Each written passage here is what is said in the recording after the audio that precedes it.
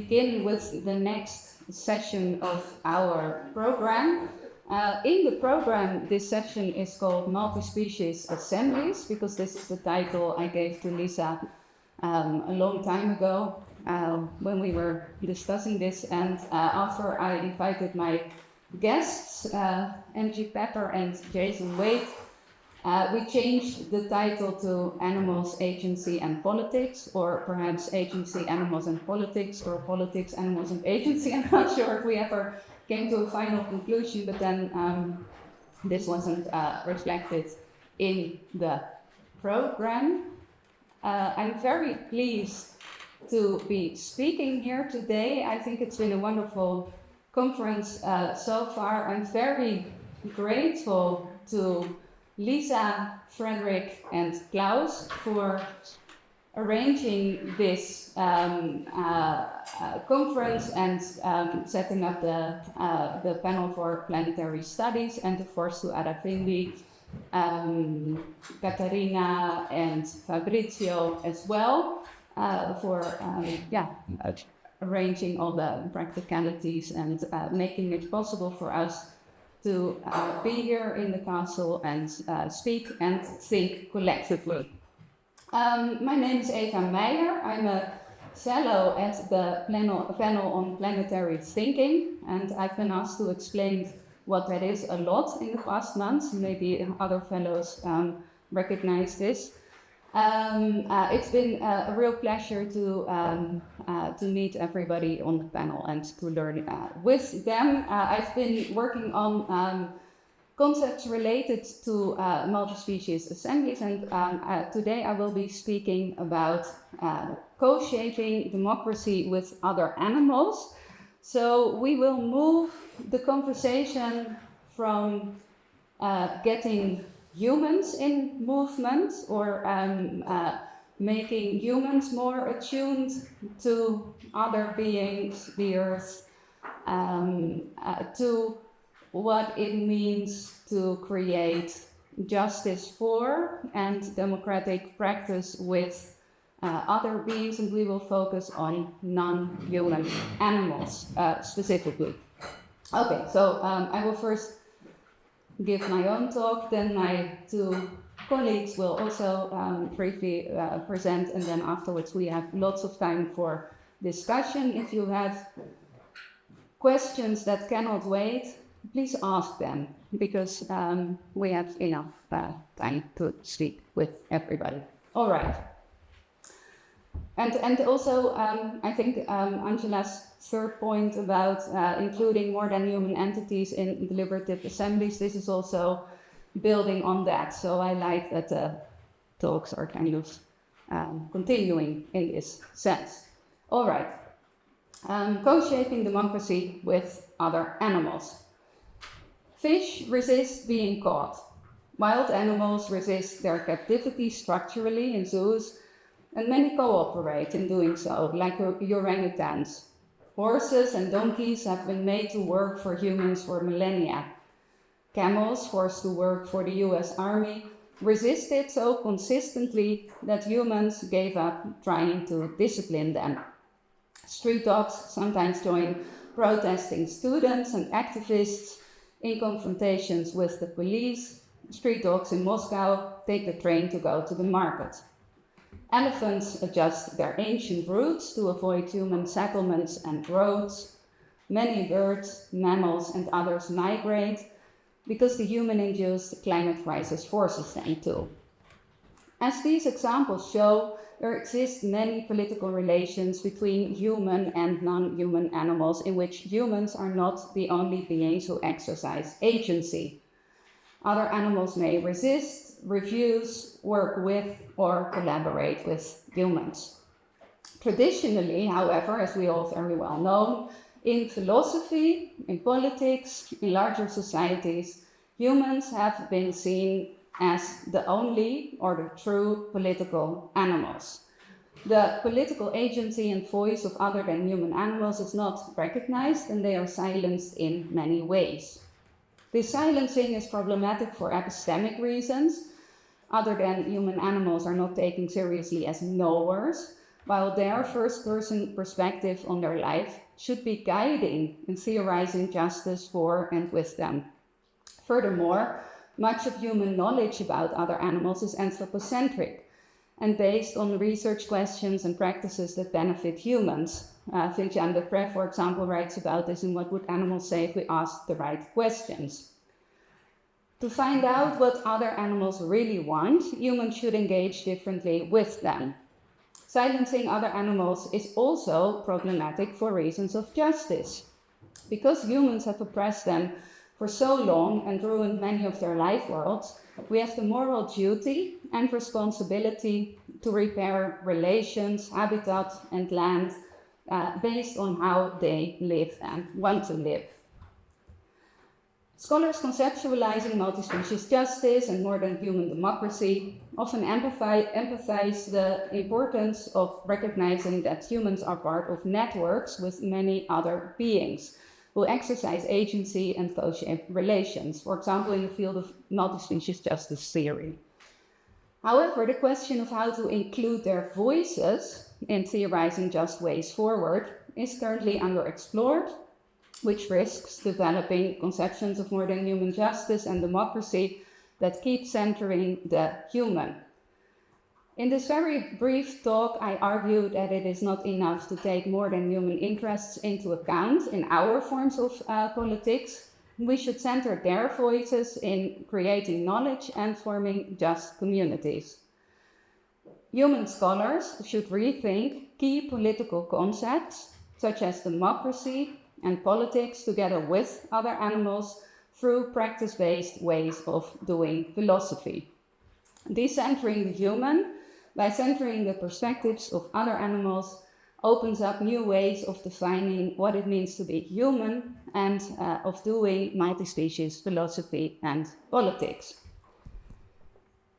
Moving beyond human exceptionalism and doing justice to animal agency in philosophy and politics requires rethinking the scope and practice of politics with them. Including other animals in pre-existing practices and institutions, I think, for example, of voting, is often impossible and undesirable. It is also problematic democratically. As James Tully, for example, writes, participating in democracy is not just about being able to play the game of democracy as it has been developed historically. Democratic agents should also have the right to change the rules of the game. And this is especially important for groups like non-human animals who are fundamentally excluded from politics and have had no official influence on the content of discussion nor on their shape. Of course, political communication will look quite different with non-human animals will look quite different from political communication between humans.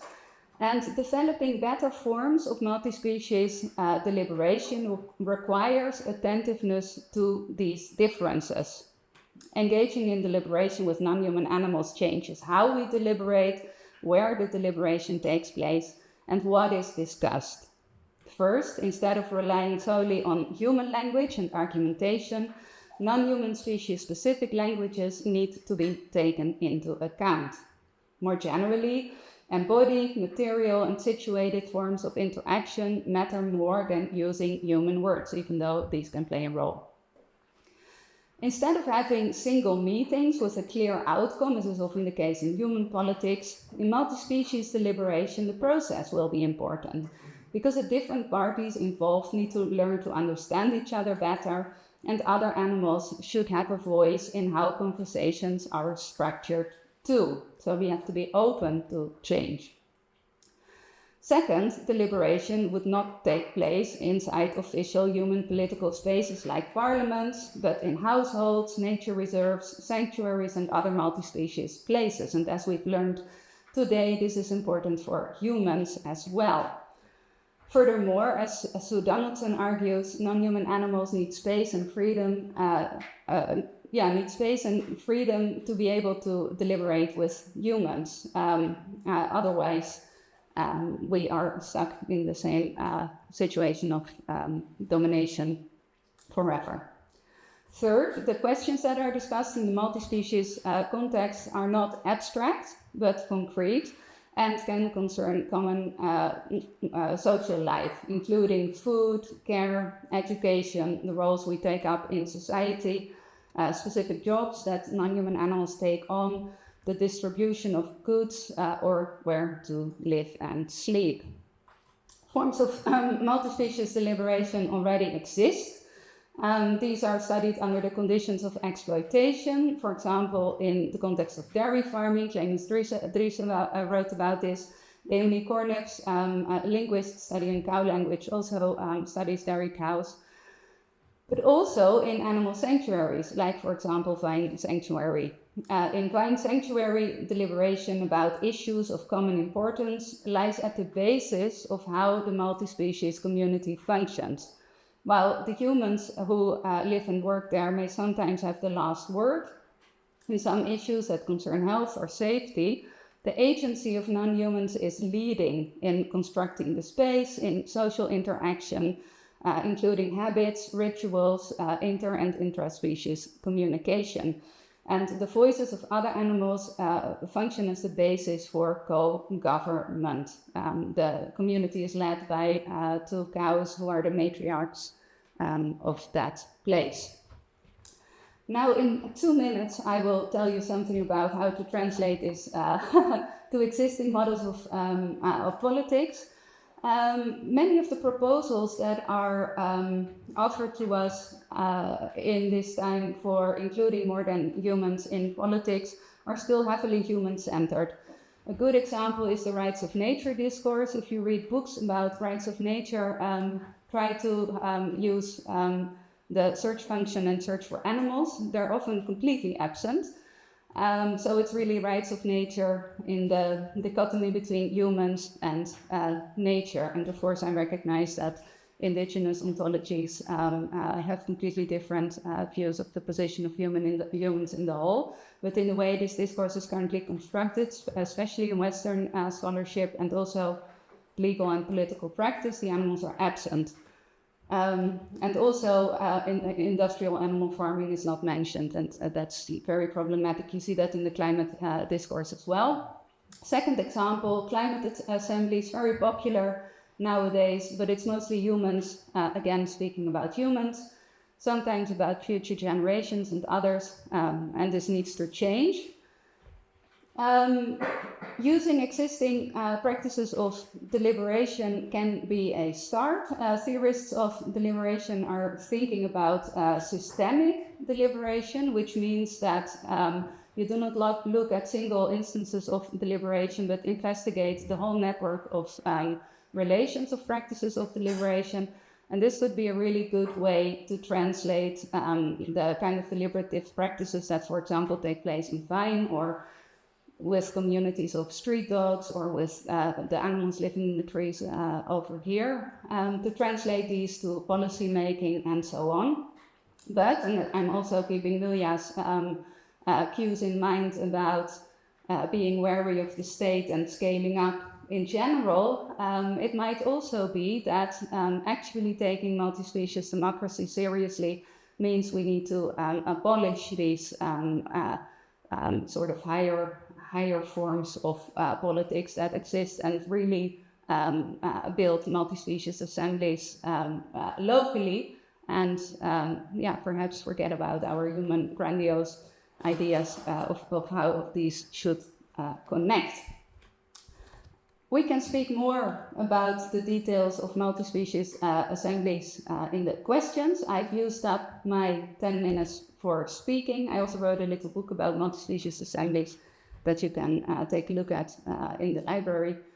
But now I first announce our second speaker, Angie, who works at the University of Roehampton and who has been writing about non-human animals and politics for as long as I can remember, and she as well.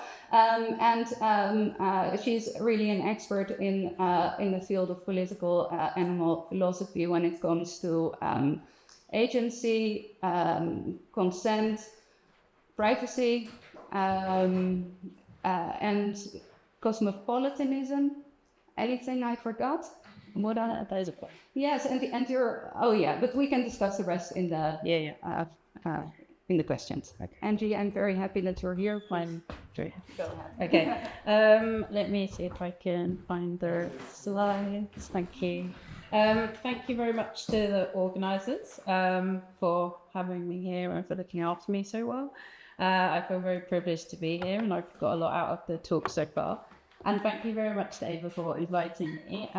This is really just part of an ongoing conversation that we've been having for 10 years now. And it has evolved as a conversation, and I think my views have changed for the better, although there is still disagreement. Okay, so what I want to do is just problematize a little bit this idea that we should be doing politics with non-human animals. So one thing that I want to start by just agreeing is that politics is an essentially contested concept, and I don't want to get into the conceptual weeds there, as once upon a time I might have done. But it seems to me that what's important to discussions of multi-species or interspecies politics is that what we're talking about is something social. It presupposes the existence of more than one agent. And so politics is something that we do with one another, right? It's something that we do with others. It's something that we do in dialogue with others. And so far, so good, no disagreements. But as Ava said, human interests are not the only interests that matter. And the interests that matter to me most at the moment are the interests of self-determining sentient creatures. So those animals who are subjectively aware, for whom there is a very important relationship between their minds, their bodies, and their environment, like us, right? So for us, it's very important that we experience the world as these thinking, feeling beings that we are, that we're able to exert some control over our lived experience and the environment that we find ourselves in. When others interfere with us, this is a problem, and it's a problem of politics, ultimately. So we need to incorporate the interests of all of us, subjectively self-determining creatures, into our political decision-making to ensure, as Ava said, that it's not anthropocentric, that it doesn't suffer from an anthropocentric bias, or that we're not dominating those animals. And so ultimately, the reason why we should be doing politics with animals is because the relationships that currently obtain between us and them are relationships of human tyranny, right? And I agree wholeheartedly with this. And so the kind of impetus, the motivation for engaging in these political projects with animals is to try to democratize them, to try to realize some kind of equality in our relations with these animals. And it's this that I'm really skeptical of, despite our best intentions, right? So I'm worried about whether this is something that we can, in fact, achieve. So what's the problem? The problem is that many of the examples that people give of us doing politics with animals are examples that operate at the individual, interpersonal level or within small communities like Vine, which I think we should add is a human-curated space. So even though there is decision-making which is sensitive to animal preferences, nonetheless, humans do ultimately have the final say. And attempts to scale this up often have troubling anthropomorphic attributions of political understanding to animals. So we often have to say of animals that they understand certain policy proposals that it's really not clear that they can understand, because we'll be talking about, for example, fiscal policy or immigration or whatever it might be. All of these political decisions are often out of reach for other animals. So we're kind of always operating at the level of what are their preferences in their day-to-day activities. And this seems like it's not quite getting at what we are thinking about when we're thinking about managing the lives of these animals, which we often do.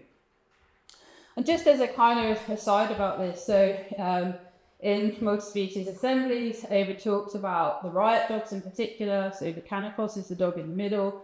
And there Ava suggests that the Canicos has an understanding of the anti-austerity protests in Greece that he was taking part in. And I think, okay, like, is that right? Or is that just that, there he is with people that he knows, fighting a common enemy, in the sense that, like, yes, the police were agents that he had no kind of had a hostility to, but that's not. I agree with that. So That's the. But I guess that, like, just what I'm kind of curious about the lack of consideration, or in the literature, all of the animals that are engaged in that kind of higher level politics are often engaged in left wing politics. And there's not much discussion of animals engaged in right wing politics. And so, if you hunt around for images, you can find images of dogs at, so this is anti-immigration protest in the UK. And then we have this question, well, what are these animals doing there? Are they supporting such causes? And so I think that there are questions to be asked about how we understand animal agency in these political contexts. Okay. So why is it so difficult to scale all of this up? I guess that one thing that I have come to think is that what's important to democracy and understanding why political participation helps to transform tyranny into legitimacy is because individuals can take up the internal perspective of the political community. So it requires being able to understand the community that you're in and the norms that govern it. And so this in itself, I think, represents two different kinds of barriers to doing politics with other animals. So just very quickly, one thing I want to clarify here is that I'm not saying that there is something superior about human politics. That is not what I'm saying. Other animals do politics, and they do politics in their own communities, and often, I think probably, I don't think that humans have access to those political systems either. It's a barrier that comes about partly because it's epistemic, so it's hard for other animals to understand our institutions, our systems of knowledge, our systems of value, our expectations. But it goes the other way, right? And I do want to emphasize that. But it does mean that there is this barrier when it comes to thinking about your place in the political community as a whole. But there is also a normative dimension to this. So when other animals, we're kind of drawing them into our politics and into our world, even differently conceived, it does mean that they cannot, or that their ability to understand our social, legal, and local rules is very limited, right? At those upper levels, when we're thinking about policy, it's difficult for them to grasp how norms are enforced, and it's difficult for them to critique or shape or consent to those rules. I mean, politics is much more complex a business than just deciding what we're going to do this afternoon, who should sleep where. And so again, there does seem to be this big chasm when we're thinking about political decision making. Now, just to finish this off, what I'm trying to suggest here is that the capacity for genuine shared multi-species politics is severely limited. And I think that what this means as a matter of practice, and we can mitigate this to some extent, is that humans are by default often unilaterally making decisions about what happens, about what's on the agenda, about what's going to count as an acceptable solution. And I think even when we include the other animal voices into these conversations, that nonetheless remains true, and it is a difficulty for us in their inclusion. And what this suggests, I think, for me at least, is that when we're thinking about how we transform this relation of human tyranny that we currently have with other animals, the powers that we exercise over them in managing their lives and in affecting their lives, we can't so easily appeal to democracy as a way of legitimizing those relations. The things that kind of function to legitimize relations amongst us, to legitimize the power in our relations between us, can't hold for other animals because there are these barriers to them understanding exactly what it is that we're talking about and what they're consenting to. So very quickly, what does this mean? So one thing I think is that one of the problems with bringing other animals into politics is that it invites lots of surveillance of other animals, it invites getting to know other animals, it invites an imposition of us on other animals. That's what it is to do politics with animals, because we need to know more about them. And if, like me, you're worried about their interest in self-determination, then you might think that a politics that is a politics of forbearance, of restraint, of not seeing animals, of not imposing ourselves on animals, and not knowing. For example, Gary Steiner talks about a pathos of humility, which is something that we might adopt in orientation towards other animals, right? Not assuming that they're things that we should know about, that other animals' lives are ours to know, and their experiences are ours to know. And I will leave it there. Later.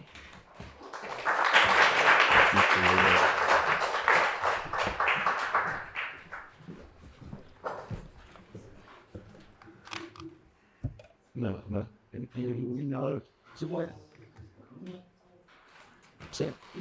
Thanks. Thank you. I'm talking about one project today that's also a collective that I'm a part of called Don't Follow the Wind. And the project began after March 11, 2011, when there was a 9.0 earthquake off the coast of northern Japan that caused a tsunami with waves as high as 15 meters. And subsequently, there was a meltdown of 3 reactors at the Fukushima Daiichi nuclear power plant. However, the independent report and the government report both agree that it was actually not the earthquake and tsunami that caused the nuclear disaster, but rather it was a human-made disaster. When the reactors melted down, they released into the atmosphere radioactive material, largely cesium-137, that has a half-life of 30 years, and other material into the sea, such as uranium, plutonium, and the like. And this leaching into the sea still continues today, and the explosions at the reactors, which were caused by hydrogen gas release, kind of blanketed the world with radioactivity, but it was largely most concentrated in this 300 square area, which is called the Fukushima exclusion zone now, where 150,000 people were forcibly displaced and 30,000 are still displaced today. And to give you context, this is roughly the size of Frankfurt here in Germany. So this area has been closed to the public since 2015. And myself as a curator and cultural worker, living through the experience of Hurricane Sandy in New York, which was the first big natural disaster to hit the area, came at a time about 1 year after Occupy. And there was a huge amount of prefigurative political projects that were started by artists and cultural workers in the wake of that hurricane. And I met Chimpon, which is an artist collective based in Tokyo, and they wanted to do a long-term project in Fukushima. And we started thinking about what that could be. What does it mean to have an exhibition that can work on the horizons of nuclear time? And so we thought about exhibition as a black box, this kind of black box meaning an airplane recorder that's used to decipher what happened in airplane disasters. So exhibition as a black box, therefore, could be an uncensored continuous recordings of conditions or material conditions over time through the presence of artworks where residents can no longer live. And we spent 3 years meeting with residents who were displaced, and a number of them loaned us their homes and places of work so we could set up an exhibition. And we invited 12 artists, including Waite, Akumi Diaga, Chimpon, Kochitakuchi, Mayor Koizumi, and others, to create new artworks inside these homes and places of work in Fukushima, inside the zone. And Don't Follow the Wind is both the project and the curatorial collective with myself, Chimpon, Kenji Kubota, and Aileen Franklin Moffitt. This project launched in 2015. It opened on the 4th anniversary of the disaster. And as the public can't enter, the exhibition and the artworks are sitting there waiting for the public to come. And in the meantime, we launched a website. However, the website doesn't have images and descriptions of the work. Instead, there's just a 3-minute audio piece in English and Japanese that speaks about the project.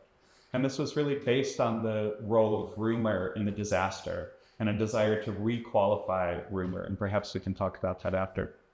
So the exhibition in this way can only be apprehended by us through our critical imagination. Perhaps knowing... Sorry. Oh, wow. That's the audio guide, or this is the introduction. And so therefore, if we know some of these artists' work, how do we imagine what they might have created, and how is the artwork there, how is it installed, and how is it existing every single day that we can't be there, and how is that shaping this potential artwork? After the exhibition opened, it's not only a time capsule that's recording, but actually I go every 3 months to Fukushima for the last decade, and myself and other collective members go in these periods to do regular maintenance and also keep up with the residents. And in one of these maintenance trips, it was a real shock because we found out that an artist studio that hosts a project on a farm was broken into. But this is very strange because there's no humans in the area. And we realized that it was a wild boar that had broken into the artist studio. And because it was an artist studio, there were oil paints around, and the wild boar bit into these oil paints and started creating their own painting contribution to the exhibition on the floor. So this is a photo of the wild boar's painting. It's very gestural, very action-oriented. They actually use multiple colors, so not only black, but also yellow pigment. And this really shocked us because the exhibition had been focused on the human scale of the disaster, and we hadn't considered the more than human effects of the disaster. And we started to think about, well, who is this community that we're sharing this area with, and how are they using these, the farms and other sites?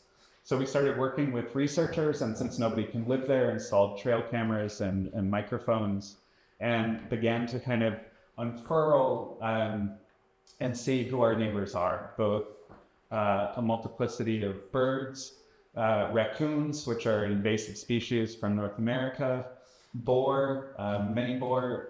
The numbers of boar have grown 500 times since the disaster. So even with the presence of low-level radiation, it shows that human stresses were more impactful than the low-level radiation in the environment. Also, kamoshika, does anybody know this animal? The kamoshika is known as a ghost of the forest. This is largely a solitary creature that's never been seen before in this area, and now has started coming regularly over the last 2 years. We were interested not only in who's there, but how are they using the space and the human infrastructure. So this is a road right in front of the farm. Foxes go back and forth on the road. Badgers and others have created their own kind of cross streets that go through these roads. These are raccoon dogs, and they use the roads as annual mating. Raccoon dogs mate for 1 year and then find new partners, so they use this as kind of an in-person Tinder infrastructure. Wild boars. This juvenile male figured out a way of using the road to eat a whole harvest of chestnuts over 2 weeks, and figured out how to kind of brace these chestnuts with his hoof, as you can see, and then open the chestnuts and have a great food supply for the coming winter. Also, there are new inhabitants besides the kamoshika. These are macaques that moved in through the mountain range and had never been seen before in the area. So we became very interested in what it means for interspecies infrastructure, not only as an exhibition, what does it mean to accommodate more than humans in an exhibition when the project opens in the future, and as Fukushima is different than Chernobyl, where Chernobyl has been permanently displaced the human population, the government in Fukushima has been undertaking remediation so that people can move back in the future. And in the areas around it where people have been able to go back, it's about 10 or 15% of the population of an already rural area. So there'll be a very small human population moving back with a much larger, more than human population. So we've been thinking about interspecies infrastructure and some of the research over the last year I'll put together with these kind of provisional titles. So this kind of first structuring of interspecies infrastructure is called accommodating difference, or you go that way. It's human-built infrastructure for others to avoid humans. So perhaps we're familiar with these forms of bridges, largely over roads, to allow for migratory species to access one side or the other. And this is on Christmas Island, where crabs annually go to the coast to reproduce.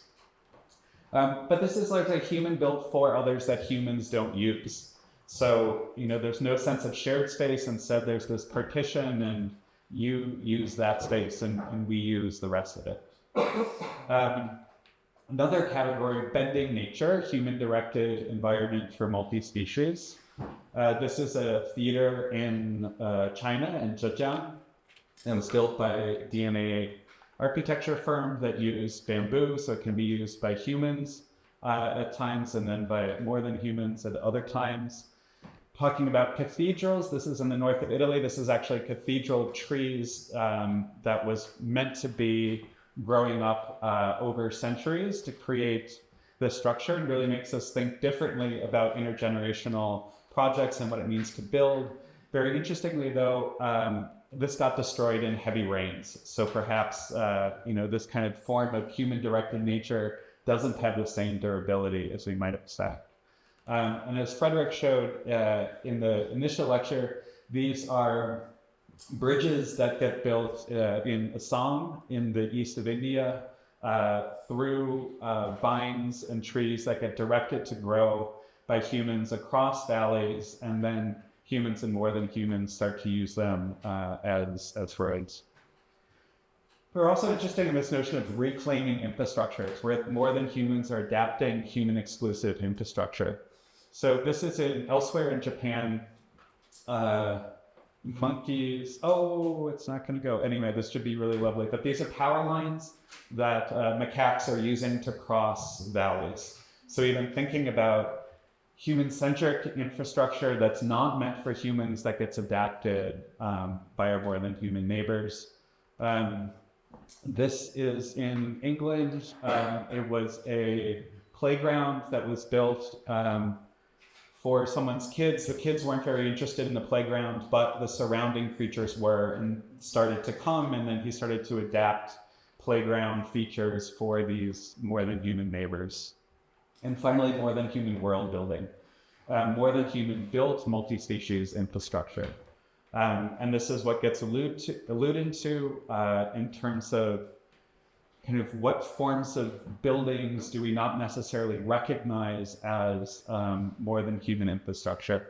And this is on the farm. This is a tanuki latrine, or a raccoon dog latrine. So raccoon dogs prefer to defecate in one area, and there's a couple that will create a latrine and then continually come back to defecate in this area. So quite hygienic in one way, but these latrines also have a multiplicities of functions.